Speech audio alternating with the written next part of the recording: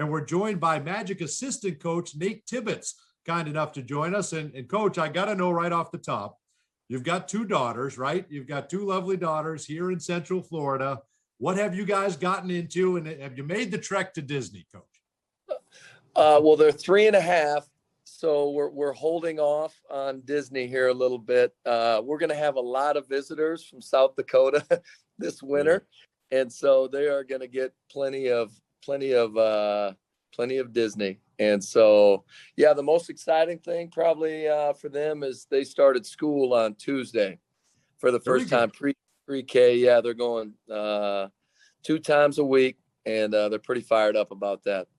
Well, that's nice. That gives mom a little break and a chance for them to socialize a little bit. Well, listen, no one knows more about South Dakota than you, so we'll get into that coming up later, a little bit later. But just first of all, how's the adjustment been for you and the family, learning a new team, a new city? How are you getting acclimated? It's been great. We got in our house late, like a lot of the staff. Just got our stuff from Portland about 10 days, 2 weeks ago. And so that's been tough with the season going on, but we're super excited, obviously, with the vision of the organization and my history with Jamal, and just knowing what he's about and what he's going to try to get done here is what we're most excited about. Coach, you've made moves like that a couple times. It's the life of a coach. Yep. Are there things that we don't anticipate? I mean, you said you just got your stuff a couple of weeks ago. What are the hurdles that people like us don't necessarily think about when you have to make a cross-country move like that every couple of years, it seems like? Yeah, I mean, luckily for us, we hadn't had to move in 8 years. The bad part is, we spent 18 months in Portland during the pandemic, and it was on lockdown. So we got a lot of stuff for our girls on Amazon. So we collected a lot of 2 of everything. But I think all the coaches here would tell you it's unfortunately easier for the coaches. It's a lot tougher on our spouses, and they take on a lot of it. And, I'd be in a lot of trouble without Lindsay, and I'm sure the other coaches would tell you that too.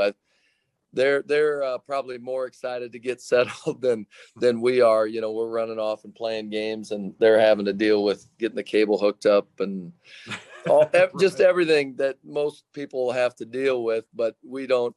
We do it in this profession more than most people, and a lot of it unfortunately falls on our wives, but they do a great job with it.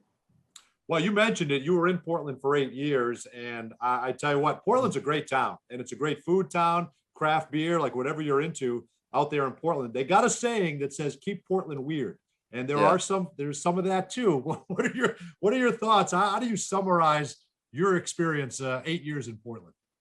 It was great. Again, I'm from South Dakota, so people in Portland complain about the rain, and I would much rather have rain in a hood than a parka, like just a winter coat and gloves. And so, we won there and had a lot of success, great leadership, and, Coach Stotts and Damian. And that helps wherever you live, right? The city supported the Blazers. And like you said, it's, if you're into food or breweries or wine, it's got a little bit of everything. I've obviously the last year and a half, the city has taken a hit, but just knowing that city, it's going to come back. The downtown area will recover here a little bit. But yeah, it was good to our family. We got our girls, were born there, and, it was good to us. And a lot to be thankful for. And 8 years is a long time in our profession in one city. So we're thankful for that. I've got a question about South Dakota, Coach. Will you give me the Chamber of Commerce pitch? Why should somebody visit South Dakota? I like it. What do you go to see in South Dakota? Yeah, I don't know if it's still great faces, great places because of the Mount Rushmore. Very nice. Yeah. South Dakota, I grew up in a small town, actually really close to Sioux City, Iowa, in a little farming community. And,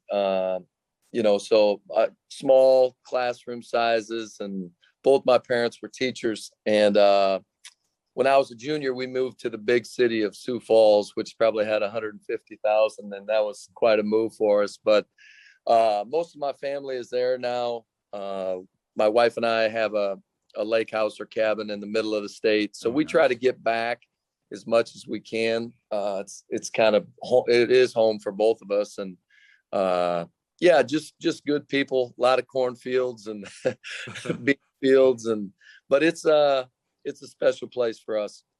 Where did the love for basketball come in your upbringing in South Dakota? You went on to have a great career, University of South Dakota, one of the best players to ever come through there. You were a heck of a basketball player. What got you the itch to play basketball, and kind of tell us about your playing days?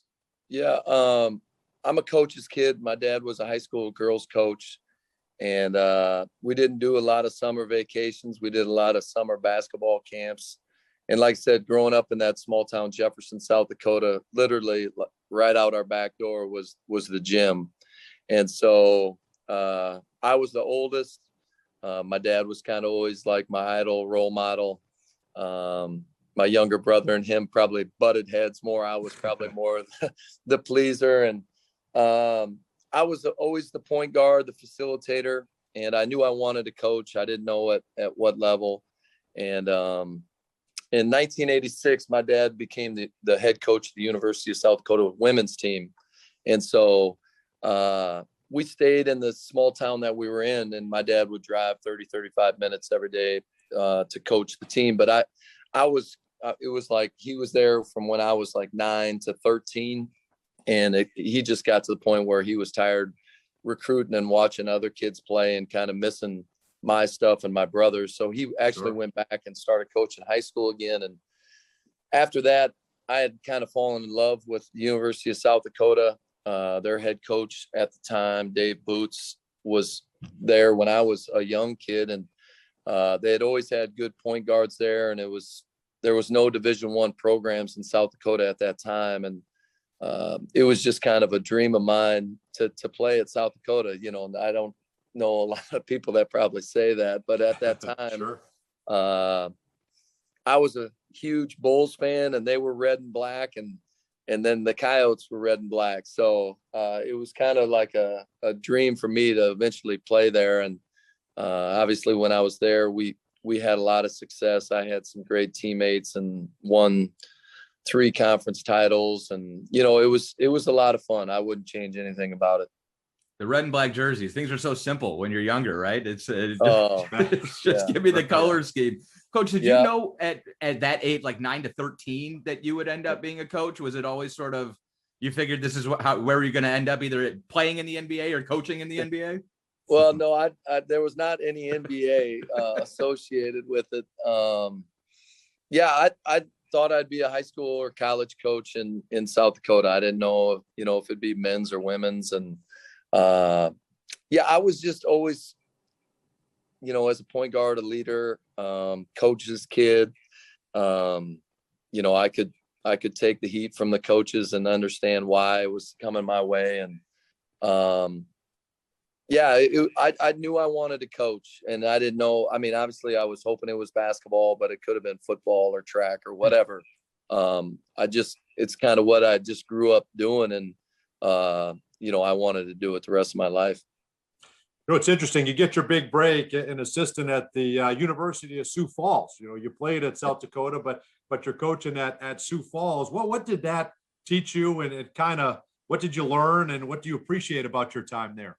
Yeah, so I was at South Dakota. I redshirted there, and so I was at South Dakota for 5 years. Our assistant coach, a guy named Shane Murphy, a mentor of mine, was 29 or 30, and he became the head coach of the University of Sioux Falls right after my senior year. And so I went and coached with him for 4 years, and it was a great experience. The tough part was a lot of the guys that I was coaching I either played with in high school or played against them, or you know, they had transferred from South Dakota and were playing at Sioux Falls. So the player coach relationship, like, I had to try to kind of figure that out early on in my career, just because those guys were my guys, you know. And that was probably the toughest thing, but also a blessing for me to kind of learn how to develop that line and establish, who I was as a coach compared to as a player. Did you think the journey would take you out of South Dakota, or would you have been fine staying there in the state? Did you have aspirations to? What were the goals for you when you first? So I was not making any money it's a Division III school, and it was the best thing that happened was I met my wife there.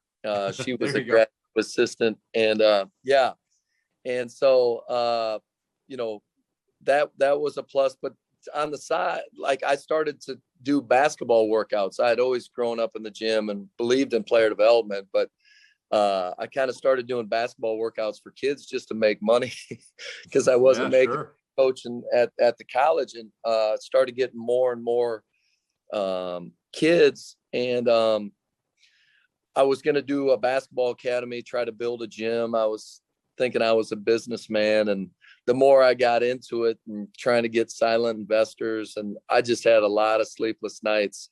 And so I had actually resigned, or, was going to do the basketball academy.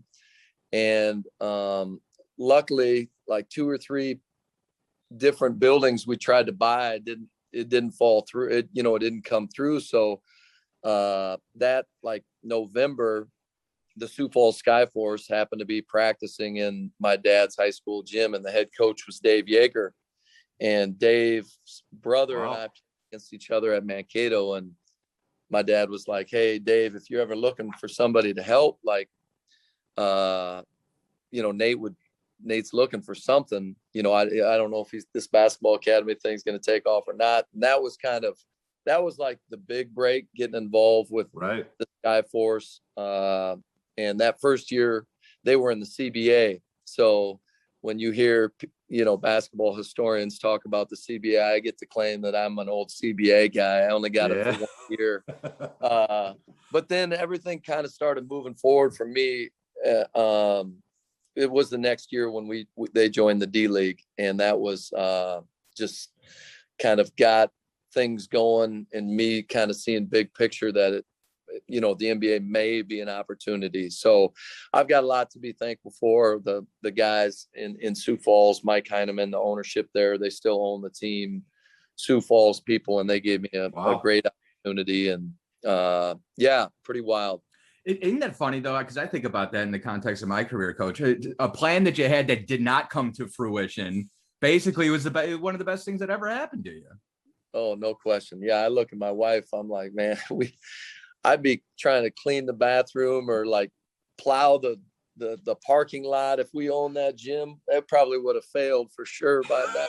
So I'm so lucky. So, somebody up above was looking out for me on that one. I'm blessed that didn't happen. And you had one of our former Magic players, Brandon Hunter, was on your Sioux Falls team, and I know he played pretty well for you. The last 2 years in Sioux Falls, you become the head coach. So now you're the guy. You're the guy calling the shots. Was it what you thought it would be? What was that adjustment to now being the head coach? Yeah, it's crazy because now I'm seeing some of the guys that I coach become head coaches in the GLeague and assistants. I was 29 or 30 when I was named head coach there, and was I ready? No. But sometimes the best way to learn is just being thrown into the fire. And I'm super thankful they gave me that opportunity. I think even at that time, I thought that I'd be the head coach of the Skyforce for like the next 10 years, So I coached my first year, and about halfway through, my dad passed away. And it was a great learning year, a lot of adversity for me personally. And then after that year, I was offered a job in Tulsa, and I didn't know if this was still something for me or not. And I turned them down, and that was tough, but I knew the people in Sioux Falls would stay with me. And coach my second year in Sioux Falls, have another good year. And then it just kind of started to hit me like, hey, this is great, but I don't want to be fired in my own hometown. That's the only thing that will happen next, right?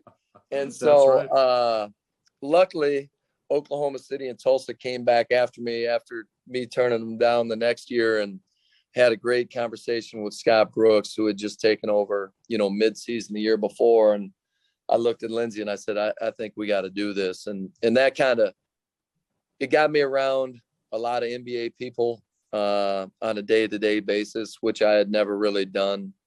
I got to just coach the team, where in Sioux Falls, I was dealing with the draft and the agents, and I knew that I didn't want to be in the front office. I wanted to be a coach. And so that was a really good move for me. It was their second year in Oklahoma City, so they had a bunch of young talent, and Kevin was there and Russell, and they had just drafted James Harden and Serge. So it was a really good time to make the move, and thankful for that opportunity. Coach, how about go ahead. I think my favorite thing about Tulsa is he had a wink and a Tweety on his team, right? You did some research. A Wink Adams and a Tweety Carter. Not everybody can say that, Coach. That's good. I hadn't thought about that. Yeah, my two point guards at different times. That's awesome. Hey, last thing about the G League, because we're starting here in Lakeland, right? We're going to start tomorrow night. What can you say about the people that work together on a G League staff? There seems to be a bond on a G League team that I can't really describe, and I'm looking forward to be more part of it this year. But how do you explain that connection? The thing about the D League, G League, I still call it the D League. I apologize. It's just, to me, it's basketball at the purest form. It's now the staffs have gotten a little bit bigger, but you've got 10 to 12 guys there that are trying to see what the next path is. And most of them aren't really excited to be there. But they're there because they know it's a stepping stone, either for the next move overseas or a call up, or this is just my last stop before jumping into the real world. And, the issues with money aren't the same as there in the NBA. It's like, it's real life money issues. Those guys don't get paid a lot.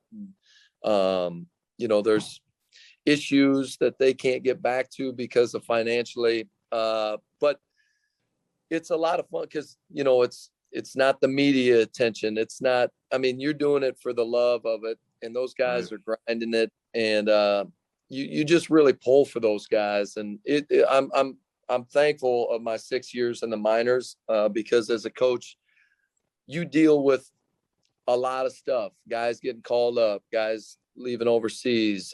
Just day to day, you don't know who's going to be in practice. You might have the best practice plan ever, and all of a sudden 7 guys roll out for practice, and now you've got to adjust. And it's challenging, but it also prepares you for this. You have to do all kinds of things. You got to rebound the basketball. You got to help with the laundry. You got to help with getting guys to the airport. It's not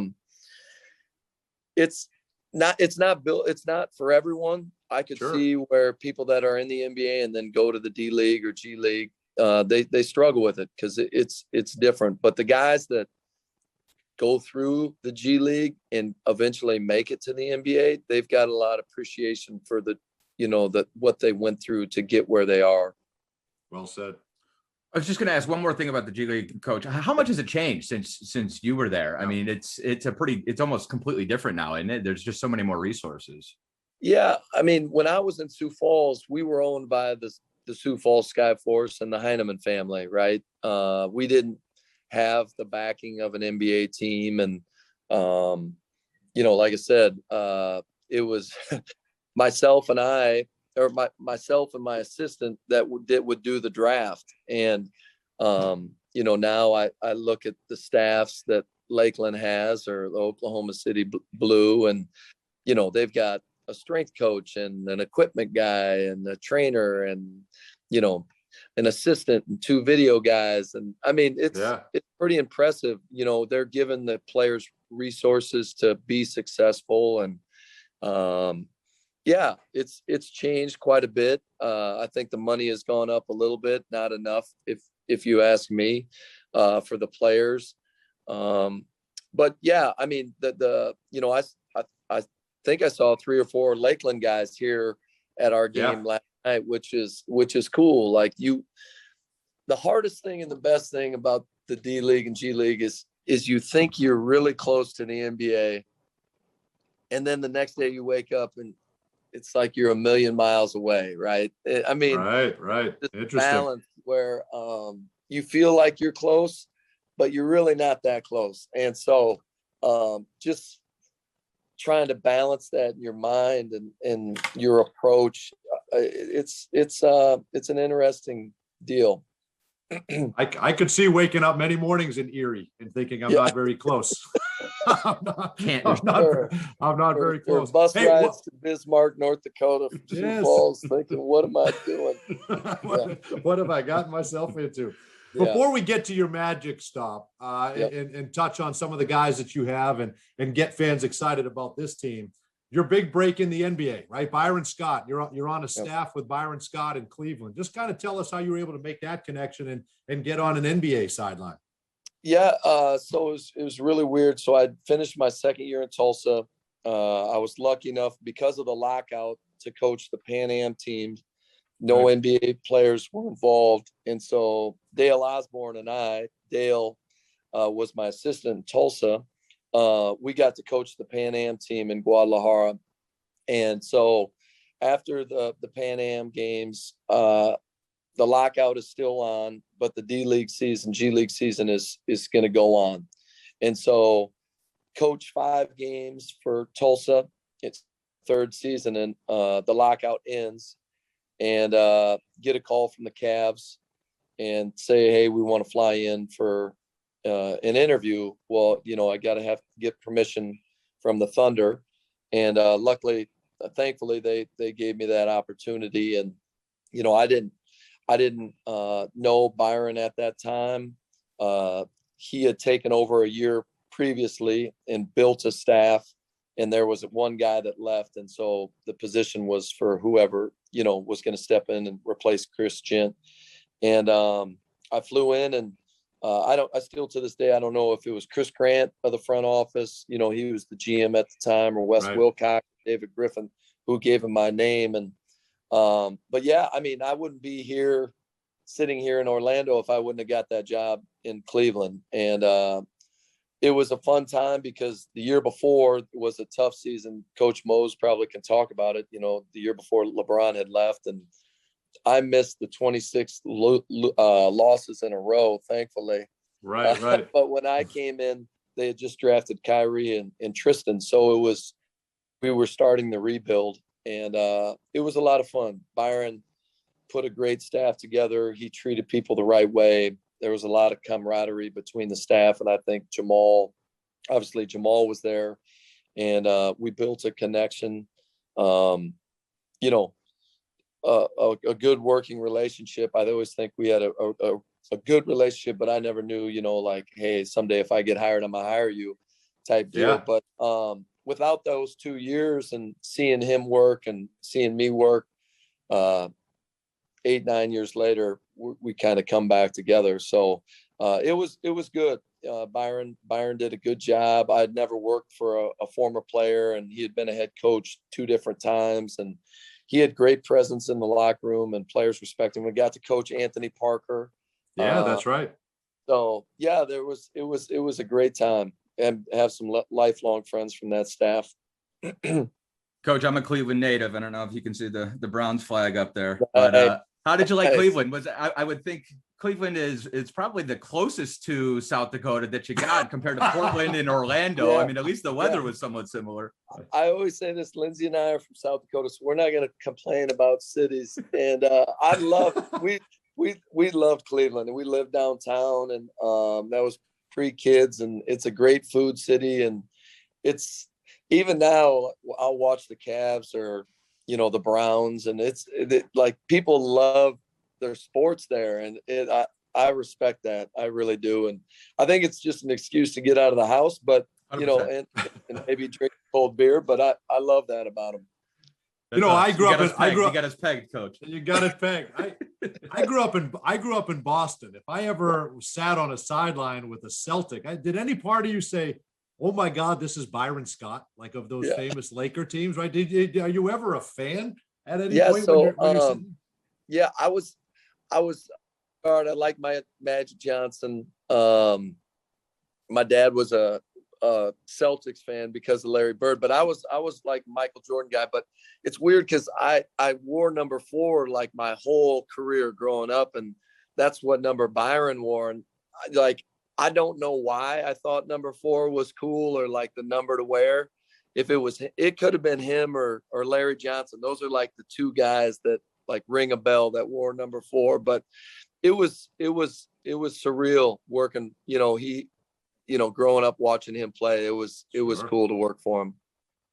Take us through this Magic team, Coach. I know there's so much excitement with the youth. Opening night, I know you saw that. The youngest team in NBA history, going back to 1970. So with all that youth comes some challenges, but it's also a great opportunity, right? Well, how do you assess kind of what lies ahead for you this year? Yeah, I think for me and organizationally, and Jamal has done a great job of implementing, is like, hey, let's put our hard hat on and go to work, man. Let's try to get better every day and see what this thing becomes. The great thing for the new staff is we haven't had to go through, the last 2 years or 3 years, right, or 5, whatever, however, Magic fans have, been going through like trying to make these steps. But I think, we have, I have, it's been 10. It's been 10. So we're ready. Yeah, no. And I get that. But I think Jeff and John have like come up with a plan. I always tell Jamal, like, you've interviewed for a lot of different jobs, but this is the job. When you look big picture, this is the one you want. We got a chance to build this thing the right way. And, there's going to be nights where we're really excited about where we're headed. And there's going to be quarters or runs where last night, it's like, man, we got to get better. And as a coach right now for us, the pressure isn't wins and losses. It's about trying to build habits and a culture. And, eventually that's going to come our way, and we understand that. But right now it's about trying to get these guys better and enjoying being around each other and being in this gym, because I think if they do get in the gym, they are going to get better, because we've drafted talented players and good guys. And so there's a lot to be excited about, and that's why I'm here. How difficult is that, Coach? You mentioned sort of the long-term view. It's right now, it isn't necessarily about wins and losses. It's about development. But I would think as a coach, you want the wins right now, right? I mean, it's got to be difficult to keep sort of the long-term view in mind when sometimes there are probably decisions that might not help you win tonight's game, but it's going to help you in the long term. Yeah, I think that's just the balance that, we gotta try to figure out. And I think Jamal's done a great job. I mean, a lot of us have come from winning situations, right?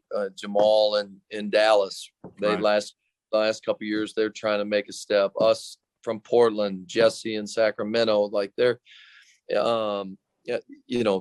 Brett from, even the guys that have been here with the Magic, right? The last couple of years, playoffs. And you just have to change your approach, and it's hard.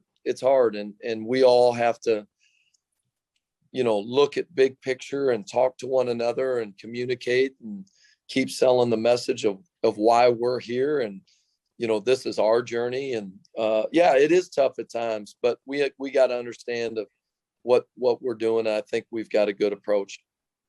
Couple of guys, I'd love to get your thoughts on them, but Franz Wagner, we knew a little bit about him from Michigan, and with what he's done to start this year, he's a guy that we knew did a little bit of everything well, but the way he scored and the way he shot the 3 ball, what can you tell us maybe behind closed doors that you see with Franz that gets you excited? Yeah, he's got the approach of a younger brother that maybe always had the, bright lights on him, and he just put his head down and went to work. He's got a competitive spirit that you can't teach. He knows how to make winning plays. He does the dirty work.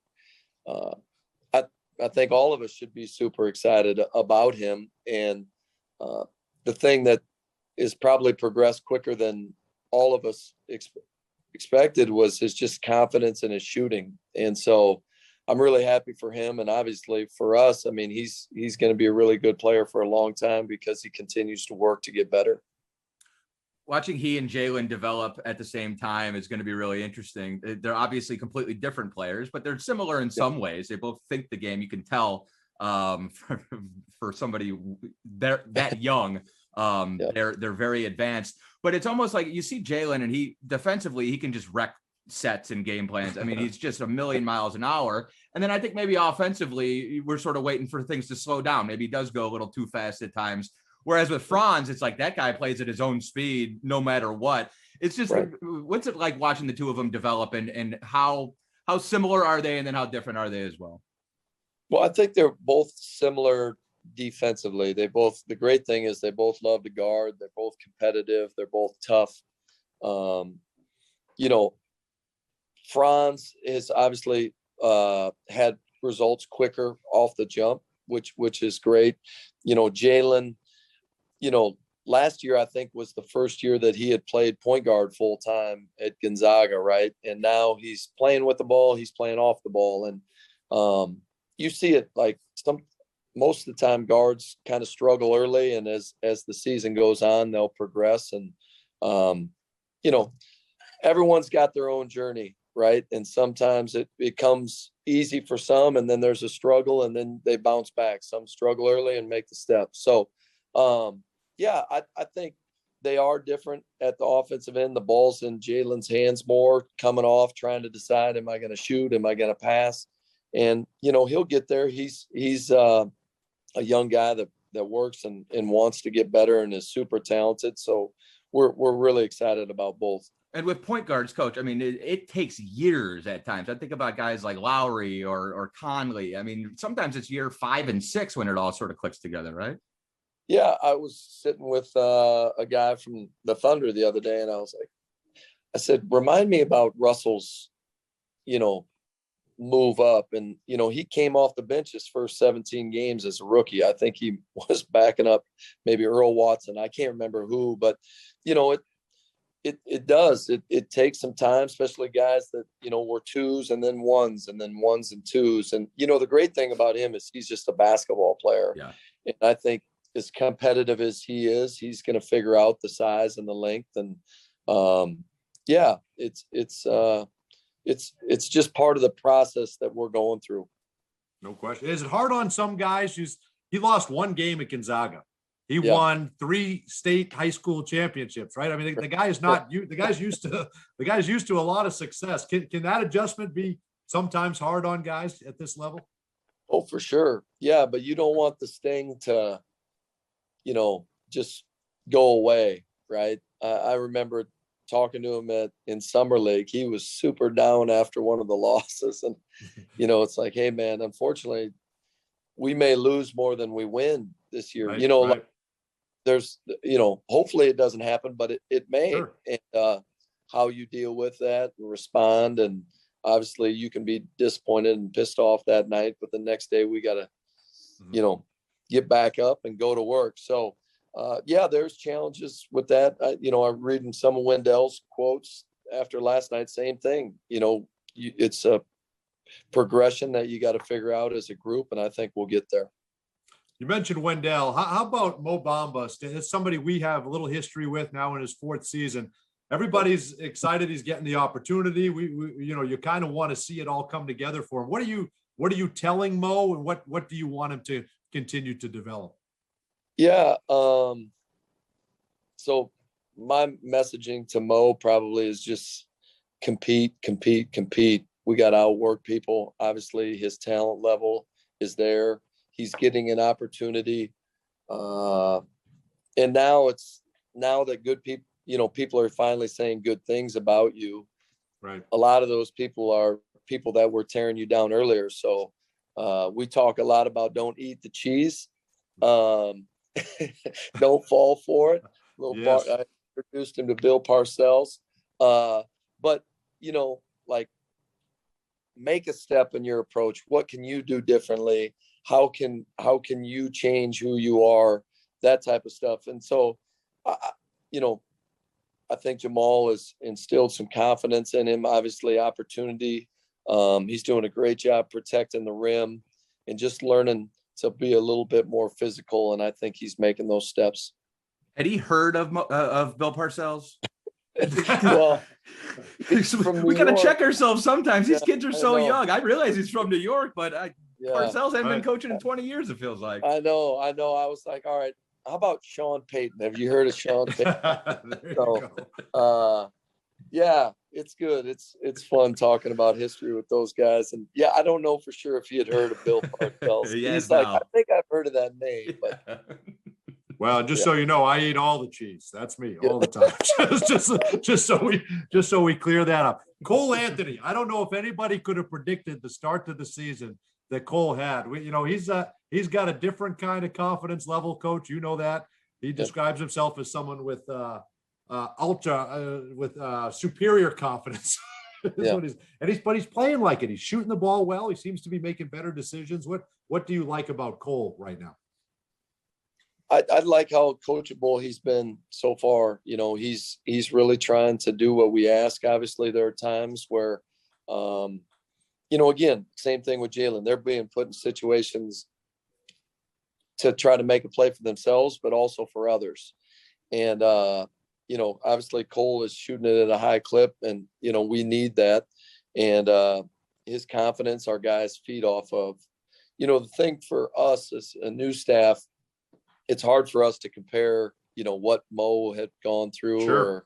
or even Chuma or Cole or RJ, because we don't have anything to compare it to where the previous staff did. So it's good for us, and myself included, like, hey, what is Mo doing better or worse than he did a year ago? And same thing with Cole. Like, is Cole sharing it more? Is his defense being better? And it, from the sounds of it, is we're making some positive steps. So Cole's trying to do what we ask, and hope he keeps it up. All right, last thing, and then we'll get you out of here on this. I'm always interested in this. Does Lindsay pay attention to the games? Does she watch the games? Is she a fan? My wife will watch me do the pregame show. I don't think she's seen me do a postgame show yet. Does she? Does she get into the games for you, Coach? She does. She's a basketball. She's a good basketball wife of a coach. Now with the move and the girls being older, that's right, starting to fade a little bit. I need to get her back locked in, but yeah, she's got a good terminology of the game, and yeah, she enjoys it, which is great. Did she play? Was she an athlete? She played high school basketball. She played soccer and softball in college. So she thinks she can shoot a little bit, but it's a little shaky. You might have her in that department, but she'll take you in softball and soccer for sure. Yeah. All right, Coach, this has been great. I know Magic fans are going to love getting to hear your story and continue to root for you guys. And we're excited to see what happens the rest of the way here, Coach. Good luck. Thanks for supporting us, guys. Appreciate you. All right. Thanks so much. Nate Tibbetts, assistant coach for the Orlando Magic. That'll do it for this edition of Magic Pod Squad. We'll see you next time.